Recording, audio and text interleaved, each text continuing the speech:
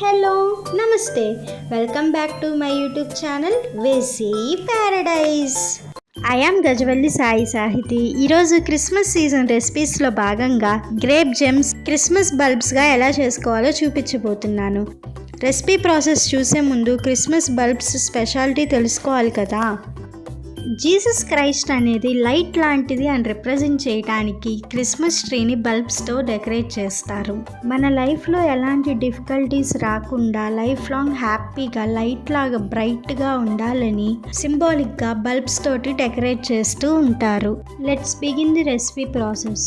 First గ్రేప్స్ని clean చేసుకొని తడి లేకుండా ఇలా ఆరపెట్టుకోవాలి. తడి మొత్తం పూర్తిగా ఆరిపోయిన తర్వాత మాత్రమే మనం రెసిపీ ప్రాసెస్ చేసుకోవాలి. వైట్ చాక్లెట్ కాంపౌండ్ని డబుల్ బాయిలింగ్ మెథడ్లో కానీ ఓవెన్లో కానీ మెల్ట్ చేసుకోవాలి. డబుల్ బాయిలింగ్ మెథడ్ ప్రాసెస్ కావాలి అనుకుంటే ప్లమ్ కేక్ వీడియో చూడండి, లింక్ డిస్క్రిప్షన్లోనే ఉంది. ఇలా మెల్ట్ చేసి ఉంచుకున్న వైట్ చాక్లెట్ని మీరు జెమ్స్ ఎన్ని కలర్స్లో అయితే చేసుకోవాలనుకుంటున్నారో అన్ని ఈక్వల్ పార్ట్స్గా డివైడ్ చేసుకొని అందులో ఫుడ్ కలర్స్ని యాడ్ చేసుకొని మిక్స్ చేసుకోవాలి.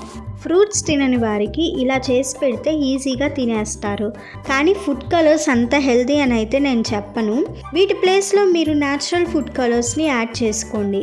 న్యాచురల్ ఫుడ్ కలర్స్ ఎలా చేసుకోవాలో తెలుసుకోవాలనుకుంటే ఖచ్చితంగా కమెంట్ చేయండి, చేసి చూపిస్తాను.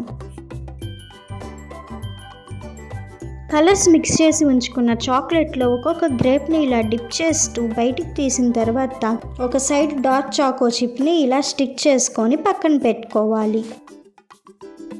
ఇప్పుడు చాక్లెట్ హార్డ్ అయ్యేంత వరకు వదిలేయాలి.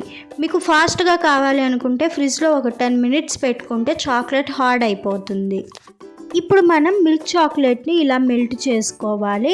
అండ్ ఇక్కడ మన గ్రేప్ జెమ్స్ కూడా ఇలా రెడీ అయిపోయాయి. ఇప్పుడు మనం వీటిని పల్ప్స్ లాగా అరేంజ్ చేద్దాం రండి. దీనికోసం ఒక పైపింగ్ బ్యాగ్ని తీసుకొని మిల్క్ చాక్లెట్ కాంపౌండ్ని ఇందులోకి ఫిల్ చేసుకోవాలి. ఇప్పుడు సిజర్స్ తోటి ఇలా కట్ చేసుకొని ఇక్కడ చూపిస్తున్న విధంగా డిజైన్ చేసుకోండి.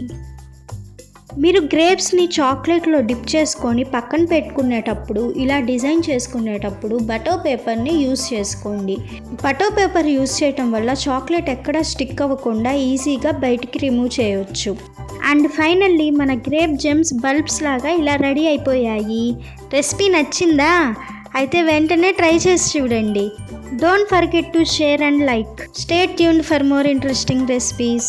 Please do watch, like, share, comment and subscribe to my YouTube channel. Thank you for watching. Bye bye.